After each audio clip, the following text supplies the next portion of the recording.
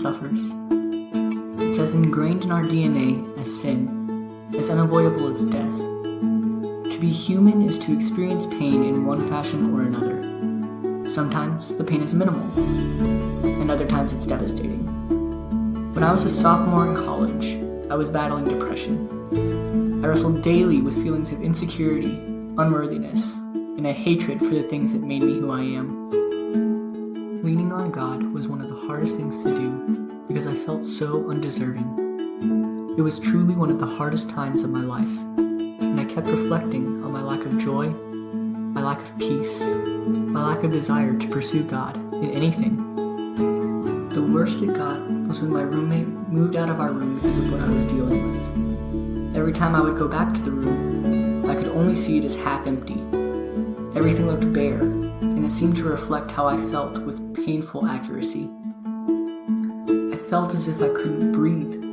The entire world was pressing in on me. Everything had piled up onto me until it was all out of my control, and I felt as if I had nothing to save me.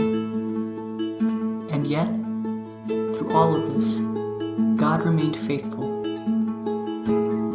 I saw God move through the people around me, through the concern, the worry, and the desire to help me beat what I was dealing with. Jesus made himself known to me.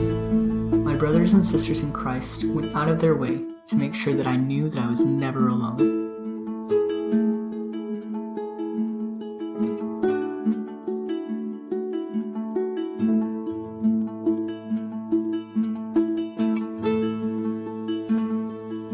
To me, it became abundantly clear what the Apostle John meant when he wrote, "God is love." In the midst of my valley of the shadow of death, I learned not to be afraid, because I knew that Jesus was right beside me.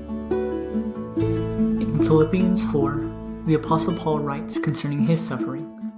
He makes a bold declaration, "I can do all this through him who strengthens me."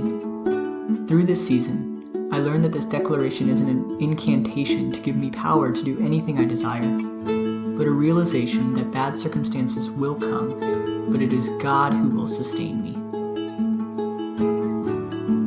In the good times and bad, I can do all this through him who strengthens me.